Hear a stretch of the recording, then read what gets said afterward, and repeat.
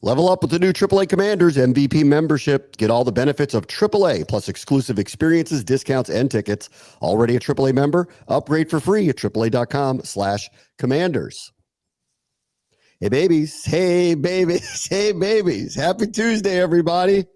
I'm trying to, lighten the mood, everybody. I'm trying to lighten the mood. Yeah, thumbs up, everybody. Thumbs up. We're only 7 games into it, guys. You know me, I'm an optimist. I like to think things will turn around and just be nice. And you're going to run in the Marine Corps Marathon. And last time you did that, we had a Hail Mary. So who knows? Who knows? We're at the point in the season where you're relying on me for the miracle. Oh, that's not good, man. I'm looking for anything.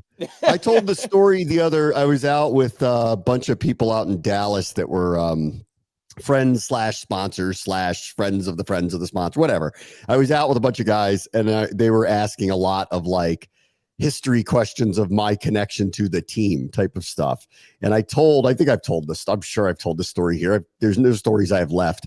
I think I went to RFK as a kid. And it wasn't my family's tickets. It was my friend's family's tickets. It was his grandparents. His grandparents had tickets at RFK forever. And my friend Matt, his brother Dan, hated football and didn't want to go. And they had 4 tickets. And I was Matt's best friend. And I loved the Redskins. So I bought the ticket and I went with them. That's who I went to all the games for all those years, was with my friend's grandparents. And I told him, I said, I still do this. And this is actually true to this day. Like, if this team needs a big play, you can't do this all the time. You can only do it sometimes, right? And you got to be very careful about it. You can't use it all the time. But his grandmother used to put a hex on the other team when she needed it. Okay. And I would watch her do it. She would do it very quietly, but she would use these 2 fingers and kind of go like this, point them at the other team. But she would always wait. She would never use, it was like she knew you can't overuse this power. And she would wait until it was like 3rd quarter. It's 13-10. We need a big play right now. And she would do the hex. And I was a child, so I remember this working all the time. Like it was black magic. It probably didn't. But I still do this every once in a while where I put the hex on the other team because I feel like that power is real, and it's not working this year yet. This year it's not working, which is that's disappointing. So I'm trying. My point is I'm trying everything at this point to get back some of the good juju that was there. I think the biggest surprise of all of this, and I thought the most telling thing that Dan Quinn said the other day when he was asked, are you surprised that this is happening right now? And he answers everything in very long paragraphs. He said, yes, very surprised that, you could use injuries as an excuse at some point. They're refusing to do so. We can use it for them to some level because there are areas where, come on now, like you got to have your people to try to win. But when you lose the way they lost Monday night and, then get run the way they were run by Dallas, yeah, you have to start asking some open-ended questions. What's going on here? Why is it this bad? How can you fix it? Is there time to fix it? And what's really going on here? Because I didn't expect 12-5 again, not with the schedule that they had. I didn't expect that at all. But the last few weeks, I didn't expect this either. I didn't think the defense would be 29th or whatever they're ranked right now. I did not see this coming. First off, I need someone that listens to the show to go back on the Bram cam and see if they can find you doing the hex on the Bram cam. They don't show it. Yeah, they don't show the whole thing. They only show a couple of clips. You will find it, though. If you look closely, you'll see I do it. Not every game, just when we need it, I do it. Right, but it's the big plays. So I'm just saying, it's got to be on there somewhere. To your point, too, I was thinking about this yesterday as well, off of him saying they're very off base right now.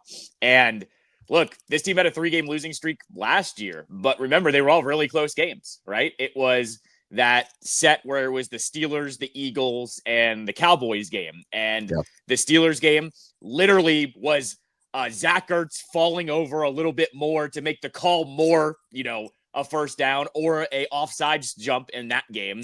Then you had the Eagles game, which was short week, hard game, really close until the fourth quarter. Then they just handed it to Saquon. It ended. And then the Dallas game, that was a heartbreaker because they have this amazing comeback and they missed the extra point.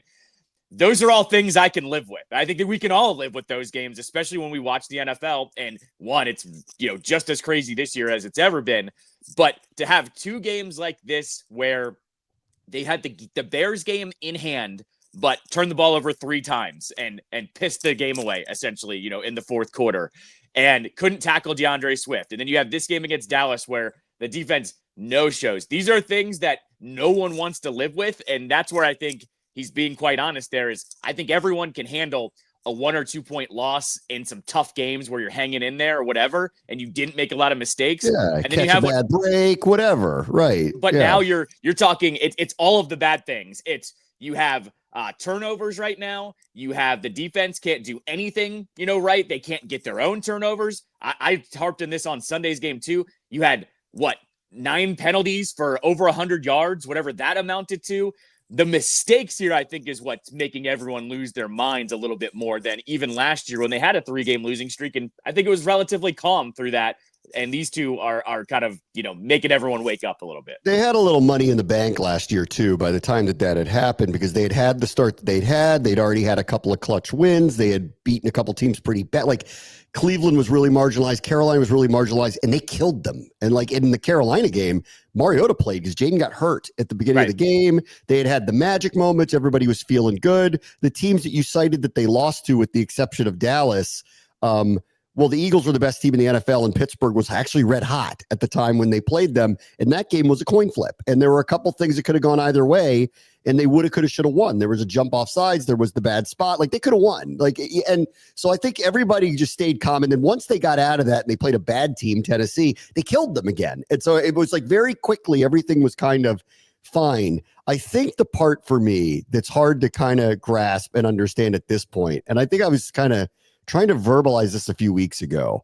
Like, I'm surprised how they're losing. That's what I'm actually surprised by. Like, how they've won and how they've lost have come as surprises to me.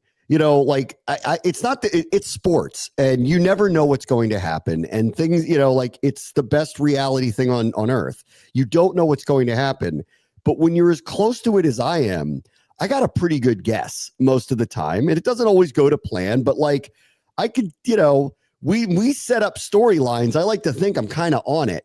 And every week now, these things are going in ways that I don't expect it to. So when he says our only, consistency is inconsistency, I completely agree with that, because I can't figure this group out.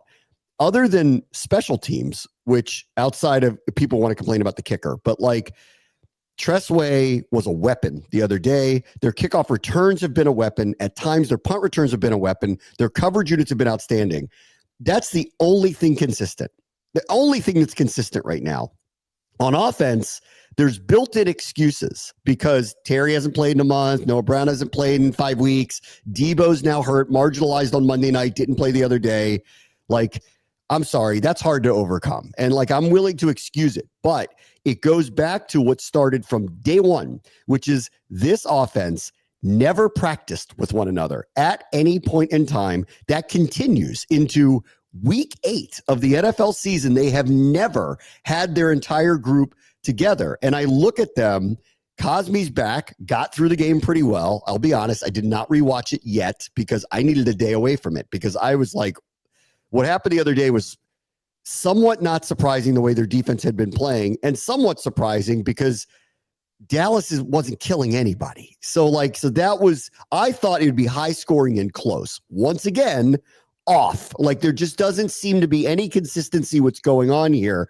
There are some built-in excuses for the offense, and they keep scoring. They're a top 10 scoring team, but they keep losing because the defense can't keep up with them. But it goes back to, I don't know what to expect from the offense week after week, because I'm not sure they know what to expect out of the offense, because they haven't worked together. They haven't practiced together. At least there's an excuse there. There are injuries piling up on the defense, and at one spot in particular that I don't know what they're going to do about now, that we can talk about, because that's going to be something they're going to have to figure out and put scotch tape on. And I don't know how it's going to work out. And we can talk about that one specific thing, but that's one specific thing. The defense hadn't been injured through camp, actually looked really good, and have become, I don't know, clearly predictable to offenses, clearly ineffective at times. And then they'll be the first to admit this, are having trouble with the communication with one another and are giving up all of these big plays. And sometimes it's good on good and we lost. The Bijan swing pass comes to mind with that. Or maybe the wrong call was made at the end of the first half, and I'll hear that out. But that pass from Dak to Pickens, sorry, there's nothing you can do about that. Like, that was just a great, and now, like, I don't like to complain that we get beat by something when Pro Bowl level players make a great play on you. But it's the other ones. Losing Tucker Kraft, losing CeeDee Lamb. Like, it's one thing if he made some crazy contested catch, what are you going to do about it? But that's not what happened. You know, like, they can't stop tight ends in the red zone at all, period. That's just like, they can't stop it at all. And now all of a sudden their rush defense is rearing up again in a really bad way. And so I would just say what the defense doesn't have is the built-in excuse that the offense had of, we have never had this group together at any point in time, and we're trying our best. And Cliff is even verbalizing, there is no substitute for practice, and we haven't had it, right? The defense, that's not their excuse. And we could talk about some of the injuries, but those didn't start piling up until now, right? So this is the part that I think where we all need to take a breath, circle back, and it is really, truly, and I thought Dan Quinn basically said this yesterday, it is drawing board time, because this is not one player screwed up or this one thing is wrong or the effort isn't there. I saw no quit. I have seen no quit. Like that last year under Ron, those guys knew what the score was, and it got really ugly on the field late in the season because they were just kind of getting by, getting through, waiting for what was about to come. That's not what's happening here. There's no effort. I don't see anything even remotely close to an effort issue, but schematically, my best guess at this point is, one, they don't have some premier players at premier positions, and that's a discussion point for the front office at a later date, but everybody has weaknesses. And the other one is they're clearly predictable. Like, that's, to me, what this has to ultimately be. They're clearly predictable because the two best offenses, or the ones that had all their pieces together, over the last 4 weeks that they've played with Pro Bowl caliber, well, maybe not Penix isn't Pro Bowl caliber yet, but like Herbert didn't have his pieces. His offensive line was messed up. The Bears are work in progress, the way I would describe them. The Falcons, with the people they have and health on their line, and the Cowboys, the way Dak is playing and he's got all his weapons there, the two times we played teams like that, it wasn't that they just scored a lot. Everybody got theirs against this team. We took nobody away, which just says to me, we're too predictable.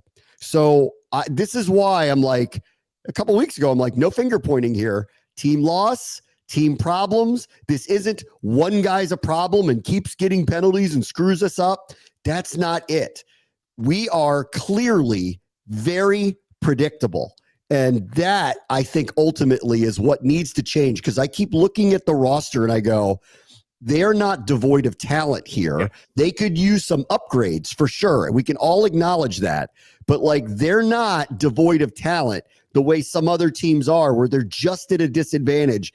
This is a whole function problem of their defense, and they better dig really, really deep, because the next three teams, or two of the next three they're playing, are the Chiefs and the Lions.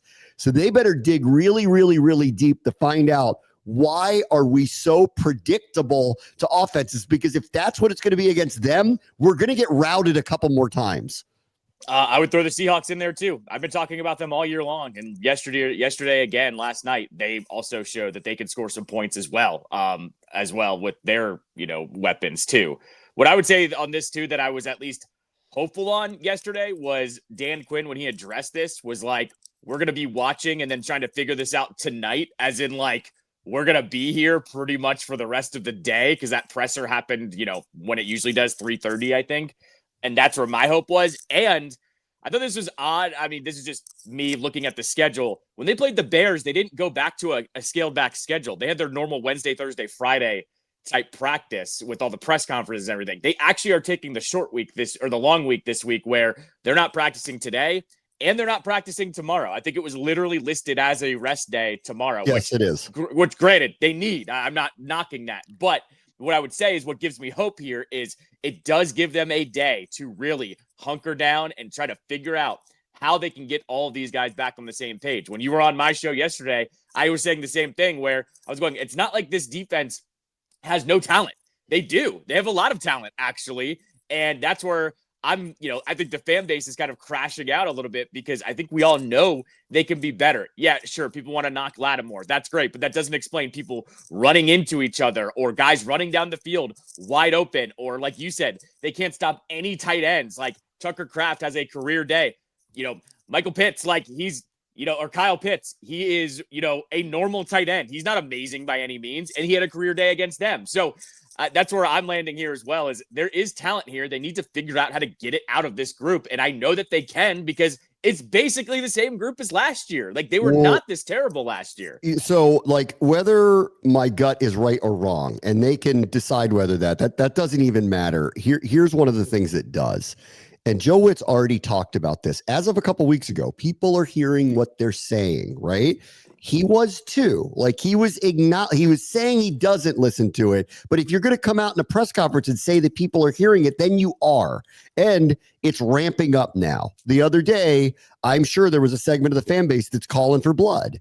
And yep. I don't think that's the right thing to do. And I don't advocate for anything like that. And it's not time to panic. They are 3-4, and they do have a lot of very talented people on this team. This is not a rebuild. It is a recalibration, right? They can win. Now, I think a lot of it's going to have to do with what is Jaden's health over the next month or so. And we'll find out more about that this week. But at least the signs are that he's okay. He may not play this week, but he's okay. And that's the most important thing at this point. But here's what I would just say.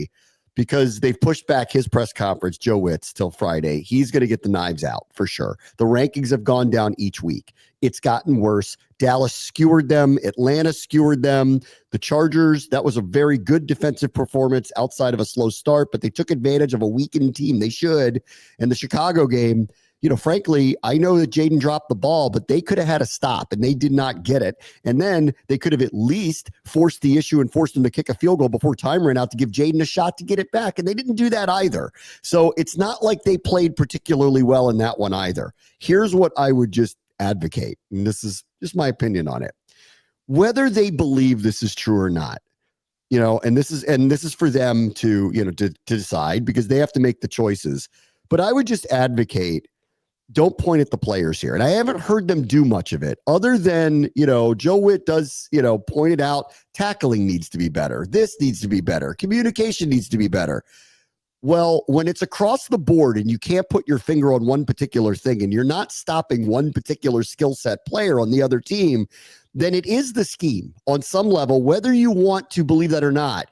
And whether that belief is the truth or not, you need to tell the media this.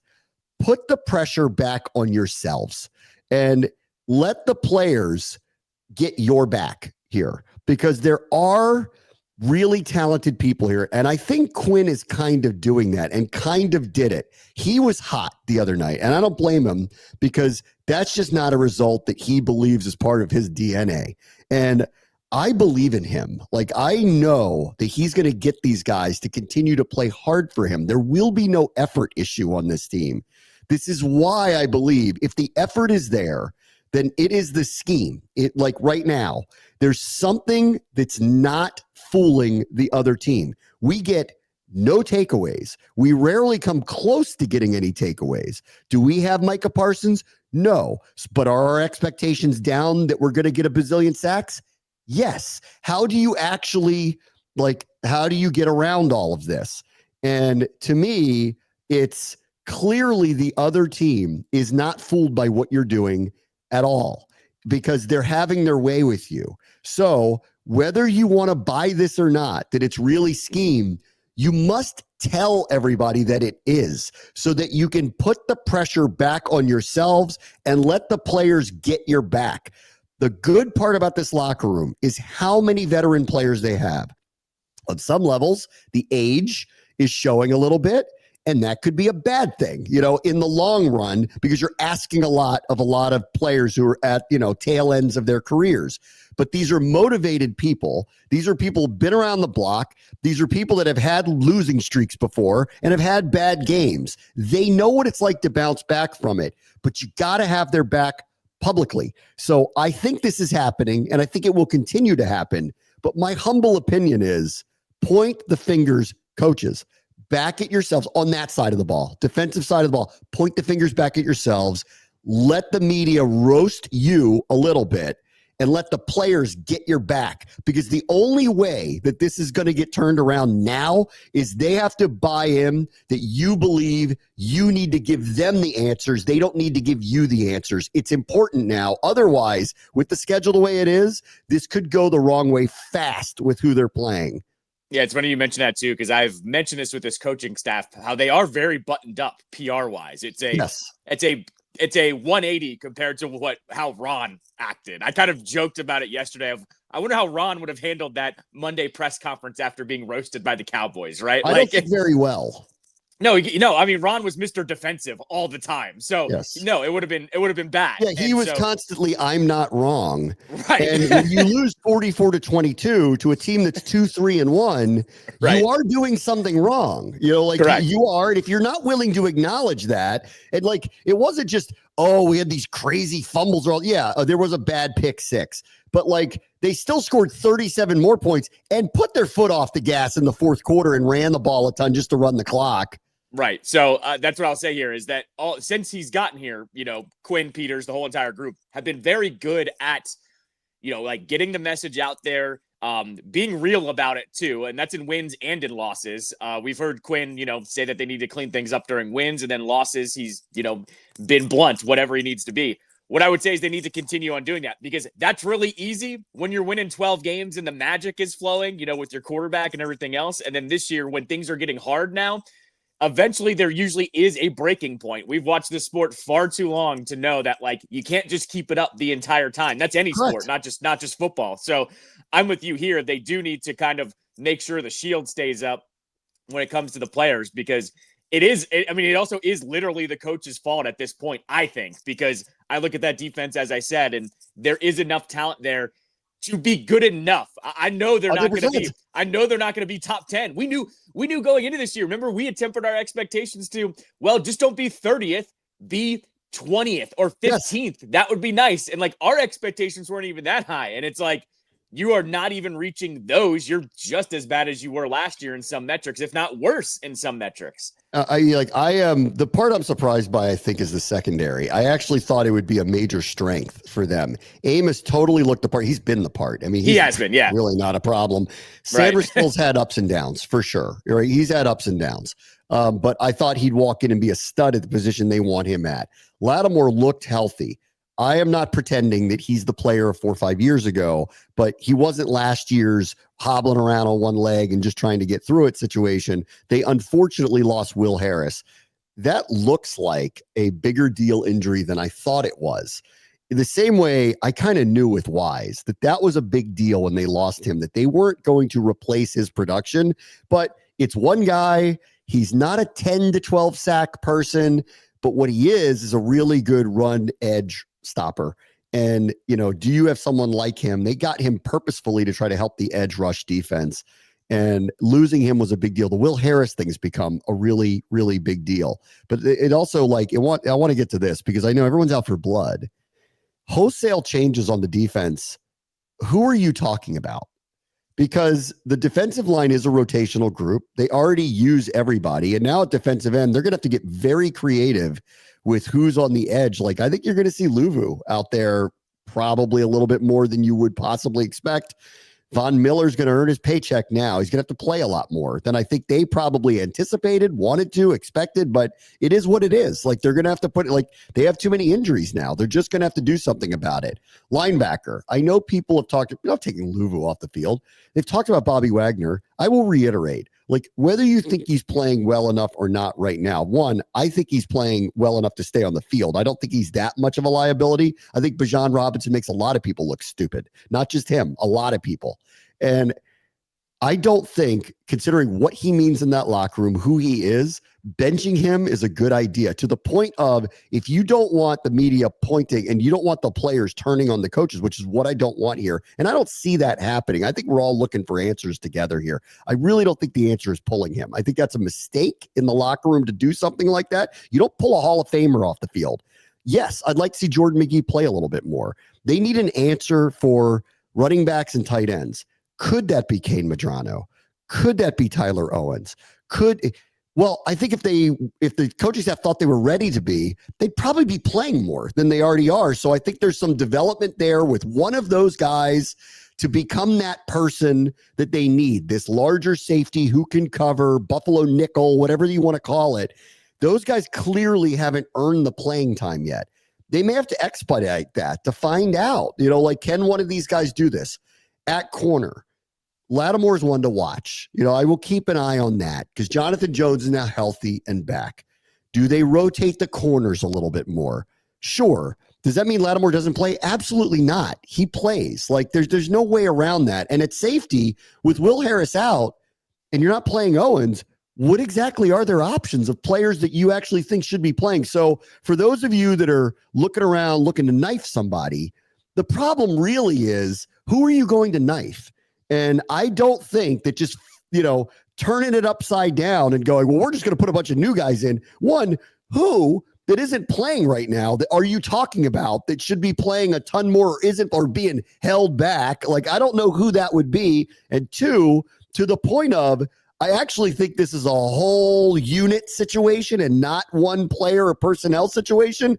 I don't think that's a very good sign to the team. We all need to be in this together. So do they make some tweaks? Yes, they make some tweaks. Do we do these wholesale changes where Bobby's not playing, Marshawn's not playing, all of a sudden it's Kane Medrano and Ale Cajo? No, like, that's not happening. So this is we're all in this together situation here.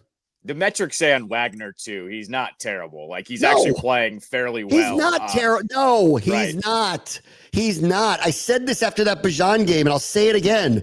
That guy might be the best offensive player in the NFL. Guess what? He's going to make a lot of people look stupid. Right. Bobby can't be caught, running out and trying to go cover a guy like that, or a wide receiver, or a really athletic tight end. He needs help some way, shape, or form, however that looks. And you can unlock can cover that guy. That's why he is who he is. Right. So you have to unlock that however you need to, with help over the top or whatever. One thing I will say that was interesting, I think it was Ben Standig that pointed this out yesterday, that I think it was Jones was actually coming in for Mikey Sanders still a little bit as well in this Dallas game. So I wonder what they were seeing there. And for like all the people that want to, bench Lattimore, they clearly weren't doing that either. They feel like he probably gives them their best chance against certain matchups, which, say what you want about that. But I thought that was interesting too, because Mikey hasn't had the cleanest year either. I know no one in the secondary has had the cleanest year. I thought that was an interesting up and down. Yeah, he's been really up and down. He's been one of the surprises to me. Yeah. Like, he's just been up and down. I looked at him and I went, we're set there. Like, sure. And he's just been up and down. He hasn't been bad, and he's at least gotten his hands on the ball a couple times. Tell me the other person who has. No one else has. No, and that's one thing that I'll point out with Mikey too. It's like he's almost the most impactful guy when it comes to getting turnovers. He's got a nose for the ball. So I just found that interesting that even he was getting, a little bit, fewer snaps with Jones running in for him a little bit. Yeah. I mean, I already kind of referenced this, but the big issue now on defense is the DN is going to be a void for the rest of the year. There's nothing they can do. I will not, at 3-4 specifically, advocate, and an offense that has all these injuries, you do not trade a bunch of assets to go get a defensive end. I think there's going to be a fire sale in Miami. They do have really good possible defensive ends that are available. If it was some kind of very reasonable thing, like low round pick swap or something, I would hear that out. But I'm not giving up a big pick for Jalen Phillips or Bradley Chubb or Matthew Judon or whoever. But there's going to be a fire sale down there very, very, very soon. Hendrickson, the Bengals keep saying they're not going to move him, but he was inactive last week. I think they're probably playing both sides to see what happens and what shows up. The reality is they're not going to deal him without a big asset coming back, and I would not, at his age, advocate doing that. So I don't think that that's a realistic thing. So this is just going to be a void, and they're going to have to be creative about it. And I think Luvu's going to be asked to do some things standing up on the edge that, maybe they thought about doing, but they're going to have to do more. I saw Kinlaw move outside. Payne's moved outside before. They've been so good together in the interior that, I don't know. Could they go back to a 5D lineman set with 3 bigger players in the middle to try to force, a better matchup for a Von Miller or a Preston Smith? I don't know, but they're going to have to be creative. But this is the one thing. Listen, these injuries hit them at one spot. Their best defensive end is out for the year. And so that's the hand they were dealt now. But that's not been the reason why collectively as a unit, they are, in my opinion, just a little too predictable at this point. And I'm not smart enough to know why they're predictable, but I can tell you, I know off of the results and how easily teams move down the field on them and how they start games so easily against them every single week that the quarterbacks are seeing right through them. So this is about, they're going to have to get together and rethink what they're doing. But I will go back to what I've said from the get-go. I don't think they're devoid of talent. Nobody sits here and thinks that they walked in with a group that's a top 5 defense. They don't have that level, and maybe Adam Peters will get a couple of guys in the next offseason that maybe helps them get to something like that.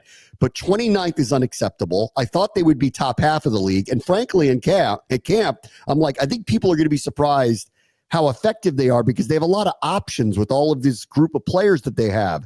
They're not fooling anybody right now. So they really, really, really have to hit the reset button. It's got to be internal, and it's got to be the coaches taking blame's the wrong word. The onus of fixing it is on them, and and if the players continue to, not tackle, miss opportunities for takeaways, they'll get called out for that. And that's a reasonable thing to call them out on. But when every skill position player on the good teams all have big days against you, that's not the players. Yeah, as I said yesterday, I'll say it again too. The worst part about this defense at the moment is they don't do anything that you can hang your hat on. They don't just stop the run or just stop the pass or have a really good pass rush or run stopping, in the middle. They have nothing right now, and that's the worst feeling because you have nothing that you can rely on. At times, they have had a pretty decent pressure rate pass rush, but in a traditional way. Where's the exotic blitz? Where's the time they're catching people off guard and surprising them? This is why I'm saying the effort's there. That's not the issue. They're getting a lot of negative plays because Payne and Kinlaw are killing it. And Armstrong was killing it. And Luvu, who hasn't even really been unlocked in this year's defense, is getting better. And so they're making plays out of effort. My point is, when they don't get home, they're getting skewered. And that is schematic to me. And they're not fooling anybody. I know this is a bad example because Tampa Bay got really ripped last night defensively, but there were these moments where they got a pick because they fooled Goff. They had these crazy rushes off the edge that blew up a drive here or there. I just don't see things like this out of this defense. They're not fooling anybody. Yeah, no, it's very vanilla. It's the defensive version of vanilla. I don't see anything that looks crazy or even guys standing up to try to show a little bit of confusion there. I'm with you. It's very much a lineup. Let's see what happens. That's seems like what they've been stuck in for this entirety of this season. Yep. All right. I will, and I'm done venting. Let's talk about something else next. Bram wants to show ESPN 630 Sports Capital. Commanders fans, this is for you. Level up with the new AAA Commanders MVP membership. Get all the benefits of AAA like 24/7 roadside assistance plus 15% off Commanders gear at the online pro shop. Chances to win game tickets, access to exclusive MVP events, and unforgettable experiences. Already a AAA member? Add the Commanders MVP upgrade for free. Head to AAA.com/Commanders to join the squad and put your fandom in drive. All right, welcome back. I don't know why I wrote the Bix, but the Lions ripped the Bucks last night and soared to the you have to see this on YouTube. Who's your producer? Jeez, man. Oh man. Yeah. Good God. It's looking at that. I'm like, what is wrong with me? Is the Y near the U? Yeah, okay. At least it's near the U. So it's like one letter off. Anyway, you have to see on YouTube what stupid thing I just wrote. All right, Lions rip the Bix and soar to the top of the NFC. That score could have been terrible. They're actually lucky that it wasn't. They had over 300 yards of offense in the first half. If it wasn't for a couple turnovers here or there, that could have been like 50-7. So it's a message. The Lions offense is just fine. Gibbs blew up. And right now, they're the favorite again. No, absolutely. Their offense and their defense have looked really good. Basically, since week 1, they had that bad game against the Packers. Seems like the Packers were shot out of a cannon and they've faltered a little bit here pretty much since week 2, since they played us. And now you have the Lions, who they're not missing a beat, missing both coordinators now. So it does tell you Dan Campbell, and I think it was Chris Long that talked about this before the season. He was kind of hinting, let's see how Dan Campbell reacts to missing his coordinators, because if he's going to be a really good team, this is going to happen often. And well, this is the first instance of it happening. They're perfectly fine. If you're a Lions fan, you got to be feeling really good that even if your coordinators go missing, getting hired elsewhere, you're still operational. By the way, and on the other side of this, Baker's been able to overcome so many injuries with that offense. It was about time they couldn't come through yesterday. So I'm not surprised at the result. I'm not worried about the Bucs either if they get healthy. I did see Evans broke his collarbone. I think I saw that yesterday, coming off yesterday. So that's bad. Yeah, they've had too many injuries. But to the point of in the past, like with us, we've had a lot of them too. The good teams figure out a way to win through them. Sure. But that was a bad spot. At Detroit, all those injuries, Detroit blew up here. I will buy that, like, on some level, those players go, we are not a creation of Ben Johnson. Yeah. And we're going to prove that to everybody. On the other side of the ball, and this is going to feel very revisionist to say this, but I had this feeling watching Detroit at the end of the year where their defense was shredded with injuries. And it was, it really ruined their chances. I'm pretty convinced if we didn't beat them in the playoffs, Philly was going to. Like, they couldn't stop anybody. But Aaron Glenn gets a job off of that. And everyone dismissed, he was just dealt this terrible hand. He lost Aiden Hutchinson. He lost all these starters. You know what? Like, it got so bad, though. When we played them in the playoffs, I couldn't believe how big of an underdog we were. And I was like, I'm an optimist, but I also was like watching him on tape going, they're going to have to score 45 to beat us. They're that bad, because I trust what Jaden and this group is doing. They're going to have to, we're going to score at will on them. And I remember thinking, they're going to have to, if they turn the ball over twice, they're done. They're just not even going to have enough possessions to beat us. And that is kind of how it played out. And I remember thinking about it, and I'm like, how well coordinated are they? I mean, I understand that they lost a lot of people and that probably hurt them, but they weren't just losing in December and January. They were historically terrible, and people dismissed it as it was just injuries. And then Aaron Glenn gets promoted and gets a head coaching job. And I don't want to be revisionist, but the Jets clearly ignored or didn't ask the question, what happened? Why was your defense that bad at the end of the year? I get you're not going to be as good because you can't replace Aiden Hutchinson and 3 other starters or whatever it was. But why did you go from being good to decent to awful overnight? And that happened to them. So I think both of these things are happening a little bit. They're healthier over there. And secondarily, I would believe that Amon-Ra and Jahmyr Gibbs and Goff and all those guys are going, don't sit there and tell us that it was this coordinator that made us good. He was a big part of it, but we're a bigger part of it. Yeah, I was going to say, they're so talented on offense. It was kind of hard to see them regress that much, maybe schematically. But even then, they're still running trick plays and stuff like that. Maybe it's not the same stuff that Ben was running, but they're too talented to fail a little bit. They reminded me of the Eagles, where the Eagles were going through it a week ago, and then all of a sudden, they've bounced back, and all of a sudden, Jalen Hurts can throw the ball again, to his wide receivers. So I'm not surprised there that the Lions have bounced back. To your Aaron Glenn point too, I think we're finding more and more that defensive head coaches are more about leadership than anything else. You can ask the same question here. Dan Quinn, I think, is a good head coach. He was a great defensive coordinator. He actually historically hasn't had great defenses. If you go look at his teams in Atlanta, they didn't have these amazing defenses there. They had better offenses. In Seattle, they had a lot of Hall of Famers there. Right, and his Dallas defense was top 5. That's what I'm saying. That's what I'm saying. He was a coordinator in those two spots, though. When he was a head coach in Atlanta, they didn't have a good defense. So I'm just saying, when it comes to defensive head coaches, I'm starting to draw on, I think they just need to be good head coaches and not coordinators, because I think that's what we're seeing right now. And especially with Glenn, that hasn't carried over with the Jets. Bill Belichick will have something to say to you about that. There's a lot of questions about him these days, though. So I will say, like, I don't know. Give the greatest quarterback of all time. He's one of those that I watch and I go, I'm worried about my mental state in the 70s. Like, you should be. 100% should be. Like, is that, will I go in a direction like that? I don't feel like right now I will, but. Will you get a divorce and start dating a 24-year-old? I don't think so. So I think you're okay. I think you're okay. I also want to say this, and I just want to say, because I didn't bring this up from the other day. The video that was leaked of him and his girlfriend at NFL Films or wherever that was really much ado about nothing. And I actually thought it was kind of BS. And it was the first time I felt like that was unnecessary. And I actually didn't think it revealed very much, because like people talking about people not knowing what they're doing at a production meeting is every day in every show.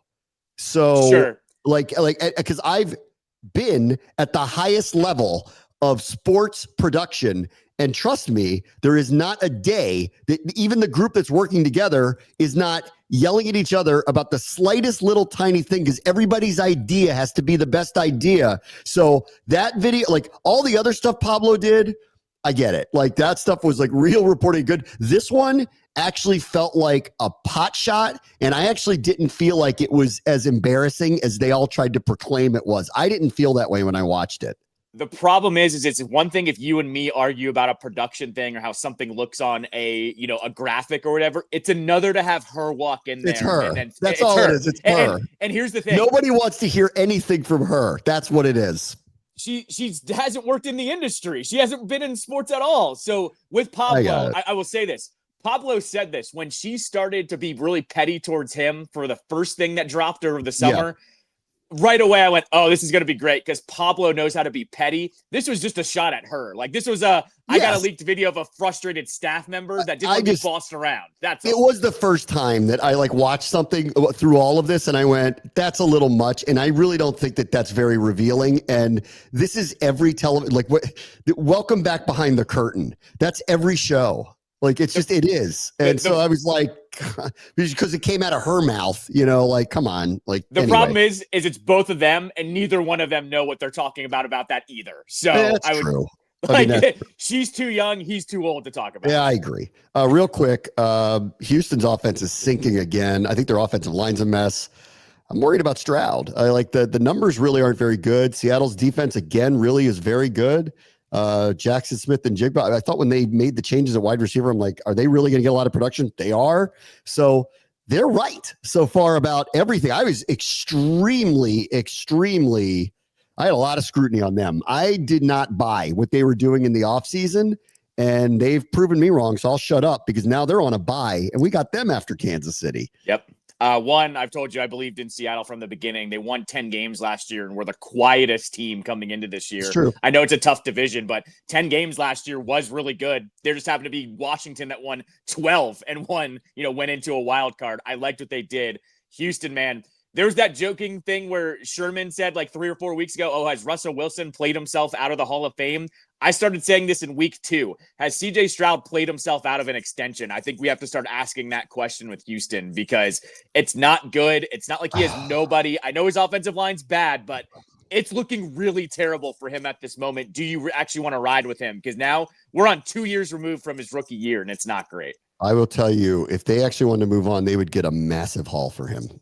Somebody would give up multiple first-round picks for him. Maybe you have to do that this year, where everyone's saying the Indiana quarterback's the number 1 pick. Oh yeah, I would rather take my shot with CJ Stroud. Honestly, I'll hear you. I'll hear you out on that. Quick break. Bram Watch the show. ESPN 630 Sports Capital.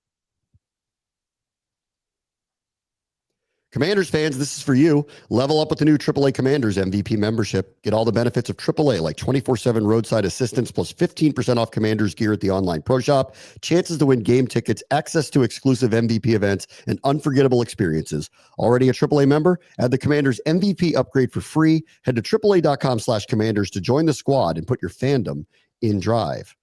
All right, a couple quick items real quick here. George Springer, congratulations. That was the biggest home run for the Blue Jays since 1993. So they're having like a revival season like we had a year ago with the football team. The Blue Jays, who were made fun of in the middle of the year by Michael Kay, that's not a first place team, taking people out, killing them. Their offense is great. And frankly, because of their offense, I will give them half a shot here against the Dodgers because they can score at crazy clips.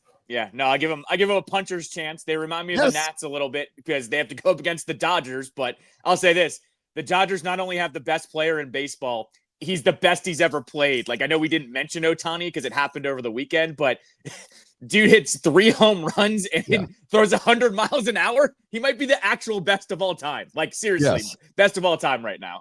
My dumbest attempt at anything is, oh my God, Tani. Good effort. I'll give you good effort on that. It was a good effort. I thought about it and I spelled it correctly. And I even got like parentheses in there. That was, I know we didn't mention it the other day. That was maybe singularly the greatest performance ever in sports. Like name something. What else would there be? Like Tiger's first Masters where he just lapped the field type of thing?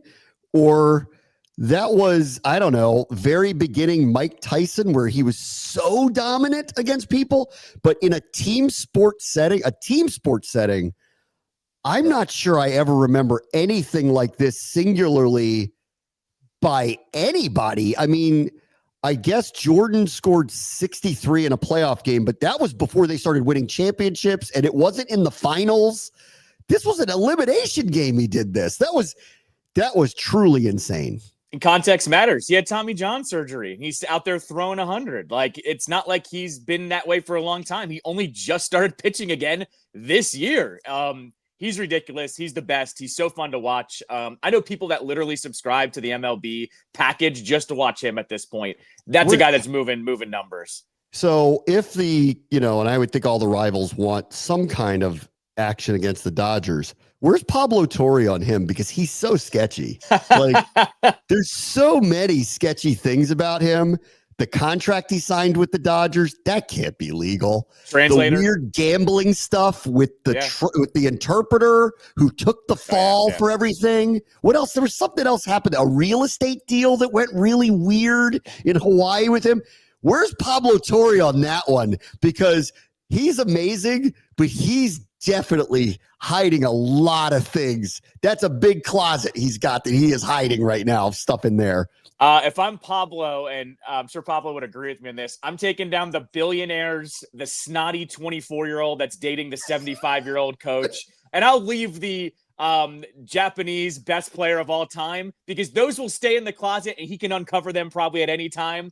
I'm just saying he's lower on the priority list. That's how I feel about that. I don't know. I think that there's something, obviously, there's something there that no one's looked into yet, clearly. Here's the thing. I bet you Pablo's looked into it. And look, Pablo needs material. So I'm sure he's just saving it for a rainy day over there. I'm sure he's got enough on it. I'm sure he does. Game 4 World Series. Yeah, here comes the bomb. Yeah, game 7. Game 7. Here comes the bomb. Yeah. All right, real quick. Caps get Seattle tonight. What do you got? Caps should bounce back tonight. They were pretty pissed at the end of that game. Almost came back against Vancouver. Spencer Carberry about as angry as I saw him after a press conference. What was interesting about that game, which I actually really liked, was they shuffled the lines up as you do when you're down 4-0. And he started pairing some of the younger guys with some of the veterans. You saw Ryan Leonard with Alexi Protas. You saw Sordif with LaPierre. LaPierre had got his first point the other night. All of a sudden, you saw a little bit more speed throughout the lineup. I hope he keeps the lines the same. We'll see what happens tonight, but I expect him to bounce back. They were not happy off of Sunday. Kraken don't impress me either. So Carberry's become a visitor the last couple of years to Commanders Park.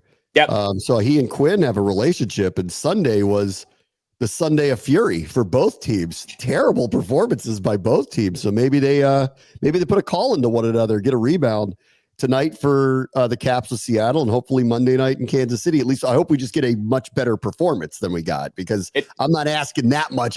Obviously I'd love for them to win, but like, it's a big ask at Arrowhead for sure. For sure. I'll point this out to you. Your counterpart for the Caps, John Walton, actually did an interview with Carbs, but did a kind of like, big picture thing. And he actually talked about talking with Dan Quinn about like motivating players and stuff like that. It was actually a long form interview. So go check John's feed. It's on like the Caps podcast page or whatever. But he did talk about interacting with Dan Quinn and them kind of exchanging how they coach essentially. So there's a relationship there, I think. This could be a big rebound week. I hope. Hope, guys. Yeah. All right, everybody. Talk to you tomorrow. Bram wants to show ESPN 630, the Sports Capital.